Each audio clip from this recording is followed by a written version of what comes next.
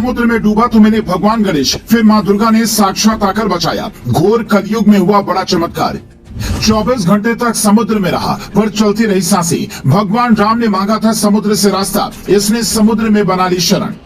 बड़े बड़े गोताखोर एनडीआरएफ, एसडीआरएफ और पुलिस टीम भी नहीं पा रही थी पता, तभी समुद्र से बाहर निकला हाथ। ये कहानी सच्ची है। सूरत में एक जगह पड़ती है डुमस समुद्र तट।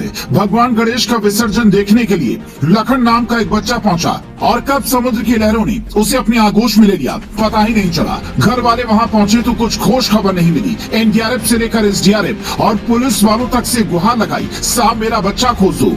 कई नावें समुद्र में उतारी गईं, पर बच्चा नहीं मिला। उसके 24 घंटे बाद एक फोन आया कि आपका बच्चा हमें समुद्र के किनारे पर जिंदा मिला है। माँ बाप ने सुना तो भागे भागे पहुंचे और कहा कि ये कैसे हो गया, इसे तो तैरना भी नहीं आता। ऐसे में उस बच्चे ने जो बताया वो एक चमत्कार से कम नहीं था। उसने कहा, मैं जब समुद्र में डूबा तो गहराई में गिरता जा रहा था, जिंदा बचने की उम्मीद हमने छोड़ दी थी, पर तभी भगवान गणेश की मूर्ति हमने देखी। जिस लकड़ी पर भगवान गणेश की मूर्ति की मिट्टी रखी थी उसी के सहारे मैं वहाँ ठहराव की कोशिश करने लगा। हाथ पैर इधर उधर मारता, लेकिन किनारे पर नहीं पहुंच पा रहा था। लहरें जिधर ले जाती उधर जाता। अंदर से काफी घबराया हुआ भी था। मुझे ठीक से याद नहीं है, पर सुबह होते ही मुझे एक नाव आती दिखी जिसका नाम था नौ दुर्गा। नाव वालों ने देखा तो मुझे वहाँ से निकाला, नाव में बिठाया और धुआली बंदरगाह पर छोड़ दिया। वहाँ पुलिस आई, फिर मैं अस्पताल पहुँचा।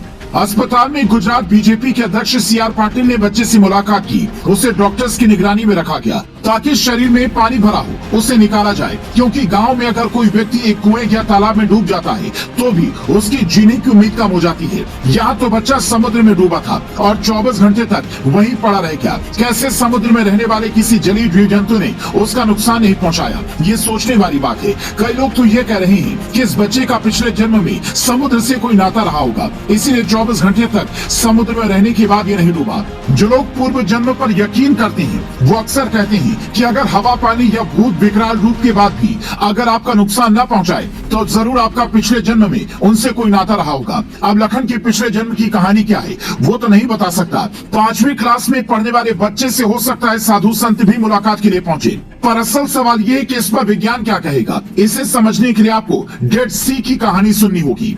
ये समुद्र इजराइल और जॉर्डन नाम के देश के बीच पड़ता है। इसका पानी इतना खारा है कि इसमें कोई भी जलीय जीव जंतु जिंदा नहीं रह पाती, और पेड़ पौधे भी डालेंगे तो उनकी हरियाली खत्म हो जाती है। लेकिन फिर भी इंसान इसमें डुबकी लगाए तो डूबेगा नहीं, आप जिंदा वापस लौट आएंगे, क्योंकि ये समुद्र तल से 1388 फीट नीचे है, जो कि धरती का निचला बिंदु माना जाता है। इस पॉइंट पर जाने के बाद पानी का बहाव नीचे से ऊपर की ओर आ जाता है, इसीलिए जब आप इसमें उतरेंगे तो पानी आपको ऊपर की ओर ढकेलेगी और आप सतह पर खुद ब खुद तैरने लगते हैं। पर सूरत वाले समुद्र को लेकर पहले ऐसी कोई जानकारी सामने नहीं आई कि वहाँ पर कोई ऐसा पॉइंट है जहाँ जाने के बाद व्यक्ति ऊपर की ओर तैरने लगता है। ऐसे में विज्ञान और चमत्कार दोनों दावे सुनकर आप इस पर क्या कहेंगे? आप भी इससे चमत्कार के नजरिए से देखते हैं, क्योंकि कई लोगों का दावा है कि भगवान गणेश की मूर्ति के सहारे बच्चे का बचना, फिर नौ दुर्गा नाम की नाव का सामने आना, यह सिर्फ इत्तेफाक नहीं हो सकता। आप इस बारे में क्या सोचते हैं? हमें कमेंट कर जरूर बताएं और उन लोगों तक ये कहानी जरूर पहुंचाएं जिन्हें दिखावे के इस दौर में भगवान पर भरोसा बिल्कुल भी नहीं रहा है।